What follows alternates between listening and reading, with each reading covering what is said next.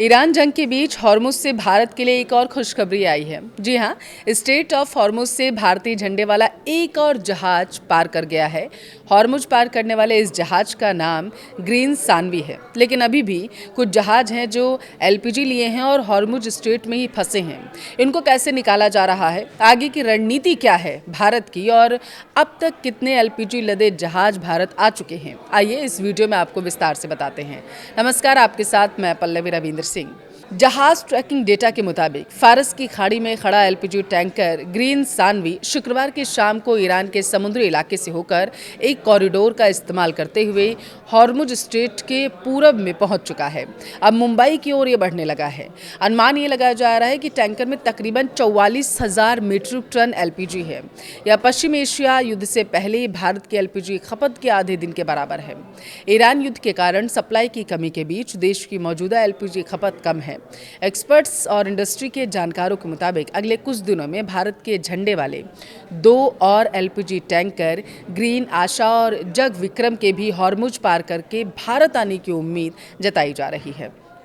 माना ये जा रहा है कि इस पर तकरीबन 44,000 मीट्रिक टन से ज़्यादा एलपीजी है। यह एलपीजी टैंकर शुक्रवार को हॉर्मुज स्ट्रेट पार कर चुका है और 6 अप्रैल तक मुंबई पहुंचने की संभावना है।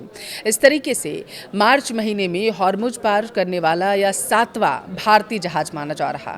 लेकिन अब भी भारत के कई तेल गैस वाले जहाज हॉर्मुज में फंसे हैं और ईरानी क्लियरेंस का ये इंतज़ार कर रहे हैं।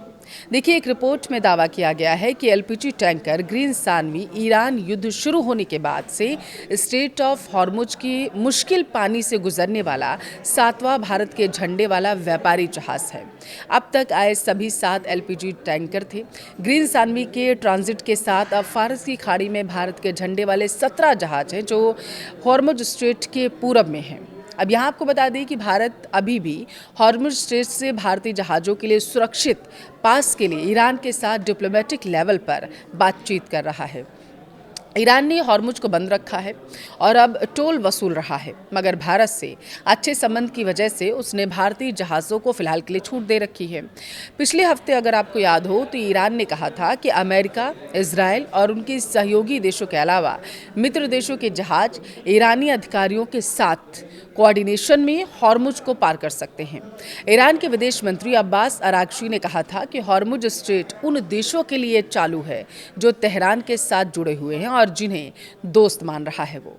ईरानी स्टेट टीवी की मुताबिक उन्होंने ये भी कहा था कि चीन, रूस, भारत, इराक और पाकिस्तान के जहाज़ों को समुद्री चेक पॉइंट से अपने जहाज़ ले जाने की इजाज़त दी गई है। कैसे ग्रीन सानवी ने पार किया हॉर्मुज, आइए अब आपको वो बताते हैं। हॉर्मुज को पार करते हुए समय ग्रीन सानवी यह इशारा कर रहा था कि यह एक भारतीय जहाज़ है जिसमें भारतीय नाविक सवार हैं। इस तरह की पहचान ब्रॉडकास्ट ईरानी अधिकारियों के साथ तालमेल बिठाकर स्ट्रेट पार करने वाले जहाज़ों के बीच एक तरीके का ये स्टैंडर्ड बन गया है। देखिए, अधिकारी ईरान और ओमान के बीच सक्रिय पानी के रास्ते से जहाज़ों की आवाजाही को रेगुलेट कर रहे हैं।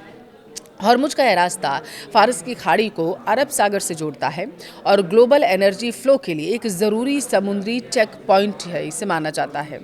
हालांकि भारतीय जहाज़ों को एस्कॉर्ट करने के लिए इंडियन नेवी तैनात है। पिछले हफ्ते आए थे 2 एलपीजी टैंकर और उसके बाद कैसा रहा है आपको वो बताते हैं। देखिए, पिछले हफ्ते जग वसंत ने कांडला में 47,612 मीट्रिक टन एलपीजी डिलीवरी की, जबकि पाइन गैस ने न्यू मैंगलोर में 45,000 मीट्रिक टन एलपीजी डिलीवरी की थी। ये दोनों हॉर्मुज पार करके ही भारत आए थे। अधिकारियों ने कहा है कि 2 एलपीजी जहाज ग्रीन आशा और जग विक्रम अभी भी स्ट्रेट से गुजरने के लिए रेडी हैं और इंडियन नेवी से निर्देशों का वो इंतजार कर रहे हैं। एक सीनियर लेवल सोर्स ने बताया है कि सभी फंसे जहाज़ों को ले जाने में मदद करने की कोशिशें चल रही हैं। इस बीच एलपीजी कैरियर BWTYR पहले ही मुंबई पहुंच चुका है और मुंबई आउटपोर्ट लिमिट्स पर ship to ship transfer operation के जरिए कार्गो उतार रहा है। अब आपको यहाँ बता दें कि 28 फरवरी से ही देखिए ईरान अमेरिका युद्ध जारी है। अमेरिका इजराइल ने 28 फरवरी को ईरान पर अटैक किया था। उस अटैक में खामनेई की मौत हो गई थी। तब से हॉर्मुज बंद है।